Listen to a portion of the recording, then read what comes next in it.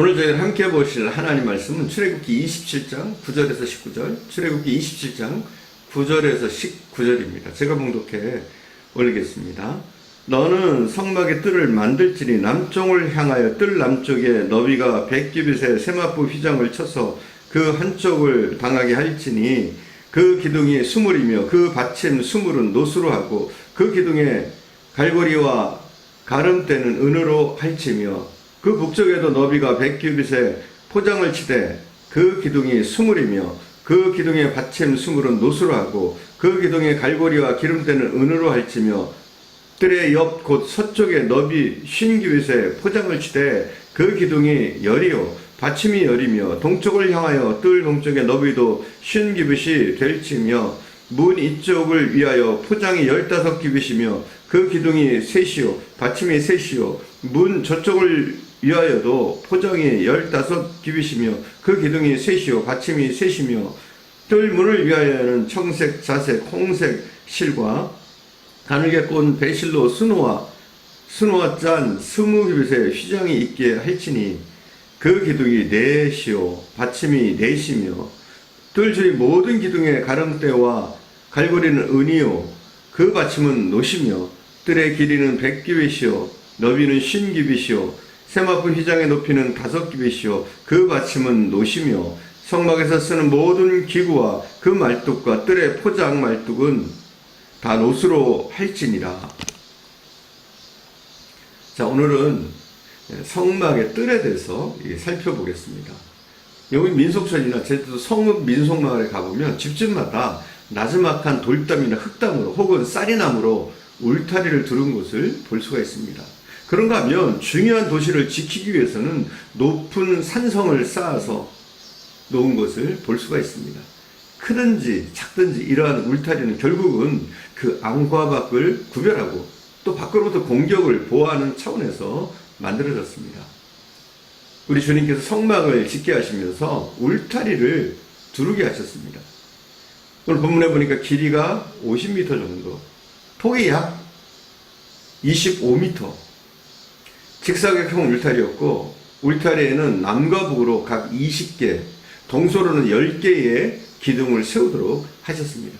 그러니까 60개의 기둥이 있는 것이죠. 그리고 그 기둥의 재료는 노시였고 세마포를 걸기 위한 고리는 은이었고 세마포는 우리가 아는 것처럼 아주 정결한 천이었습니다. 자, 그럼 먼저 이 롯에 대해서 살펴봅니다. 제로였던 롯은 십자가를 상징하는 겁니다. 이스라엘 백성들이 출애굽해서 광야생활을 하는 동안 때로는 그들의 생각과 일치하지 않는 일들이 일어날 때 하나님의 종들과 백성들이 충돌하게 되고 그러한 불순종의 결과로 그들은 불뱀에 물려 죽게 되었습니다. 그때 그들이 하나님께 간구하자 모세가 하나님 앞에 엎드려 눈물로 호소합니다. 이 백성이 무지해서 하나님을 원망하고 이런 일을 당했으니까 용서해 달라고 모세가 기도합니다. 그러자 하나님께서는 그 기도를 들으시고 롯으로 뱀을 만들어 높이 장막 위에 세우게 하시고 그 롯뱀을 쳐다보는 자마다 살아나게 하셨습니다. 뱀에 물려 죽어가던 사람이 이 소식을 듣고 누구든지 장막에서 나와 성막 위에 높이 달린 롯뱀을 보면 고침을 받았습니다. 이후 롯이라는 개념, 이 롯이라는 재료의 개념은 하나님께서 치료하시는 은혜의 개념으로 그리고 그것은 신약에서 죽을 수밖에 없는 죄인을 용서하시고 구원하시는 십자가로 상징되었습니다. 즉 롯은 예수 그리스도의 십자가를 상징하는 겁니다. 궁극적으로는. 자, 그리고 금과 은으로 고리를 만들었다고 합니다. 바로 이 금과 은의 특징은 변하지 않는 믿음을 뜻하는 겁니다. 믿음이라는 것은 변하지 않아야 합니다. 작년에 가졌던 믿음이 올해 달라졌다면 그것은 믿음같이 보였을 뿐이지 진정한 믿음은 아니라는 것이죠. 작년에는 금이었는데 올해는 그것이 동으로 바뀌는 법은 없습니다. 그래서 우리 주님은 금, 은같이 변함없는, 변질이 없는 그런 재료로 만들려고 하셨습니다. 그리고 우리 믿음도 마찬가지죠. 믿음은 변함없는 믿음. 이것이 진짜 믿음인 것입니다. 오늘 재료 중에 세마포는 성결을 의미하는 겁니다. 우리 성도들에게 있어서 중요한 것은 성결된 삶입니다. 과거에 우리가 성결치 못한 삶을 살았다 할지라도 이제는 우리는 성결된 삶으로 주의 성전의 구성원이 되어야 합니다. 성전의 기둥 같은 존재들이 되어야 합니다. 우리는 성전에 기둥 같은 존재가 있는가 하면 그 기둥의 고리에 의지해서 성막의 울타리를 이루는 존재들도 필요합니다. 울타리의 높이는 5규빗이 되었습니다. 그것은 보통 사람들이 밖에서 안을 쉽게 볼 수 없는 그런 높이였습니다. 약 2.5m 높이가 되니까 사람이 밖에서는 그냥 편하게 볼 수는 없죠. 성막이 예수 그리스도의 몸을 상징한다면 밖에서는 예수 그리스도를 만날 수가 없다는 겁니다. 안에 들어와야만 주님을 만날 수가 있습니다. 안에 들어와야만 진리와 생명의 말씀을 만날 수 있고 구원의 복음을 들을 수 있습니다. 여러분, 때로는 남편들이 아내를 자가용으로 교회까지 태워다주고 남편은 자동차 안에서 담배를 피면서 혹은 낮잠을 자면서 예배가 끝나기를 기다리는 사람들이 있죠. 교회 밖에서 10년을 그렇게 하더라도 그를 교인이라고 할 수 없습니다. 교회 안으로 들어와야 됩니다. 그리스도 안으로 들어와야 합니다. 성전 밖에서는 아무리 서성거려도 소용이 없습니다. 그리스도 예수 안으로 들어와야 합니다. 들어온 사람은 더 깊숙이 들어와서 주님과 교제하고 울타리 밖으로 나가지 않아야 합니다. 우리는 세상에 살지만 예배가 끝나면 각 직장과 가정으로 학교로 돌아가야 하지만 항상 성전과 주님을 기억하는 삶을 살아야 됩니다. 특별히 우리 한 사람이 하나님의 성전이라는 사실을 기억해야 됩니다.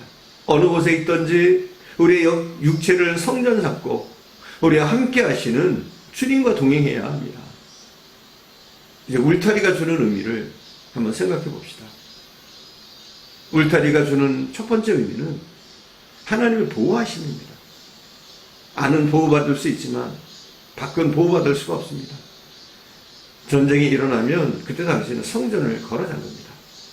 그래서 평상시에는 성 밖에 나가서 농사를 짓고 여러 가지 활동을 하지만 적군들이 쳐들어왔다는 긴급 나팔 소리가 들리면 모두가 하던 일을 멈추고 성 안으로 들어와야 했고 그리고 성문을 굳게 잠궜습니다. 미처 성 밖에 있는 사람은 보호받을 수가 없습니다.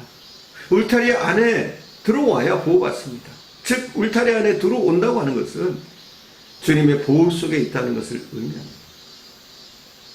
노아의 가족은 방주 안에 있었기 때문에 보호를 받았지만 방주 밖에 있던 사람들은 남녀노소를 막론하고 모두 다 죽었습니다. 성전 오늘날 방주를 비유하는데 성막에 있어서 울타리와 같은 것입니다. 울타리 안으로 들어와야 합니다. 주님의 손길 안으로 들어와야 됩니다. 믿음 안으로 들어와야 합니다.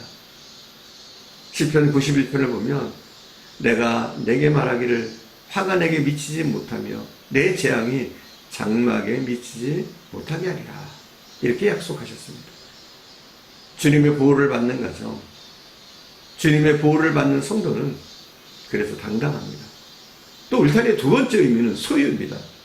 울타리는 경계를 말합니다. 양떼들을 보호하기 위해서 울타리를 칠 뿐만 아니라 그 울타리는 그 양들이 주인의 소유임을 나타내는 겁니다.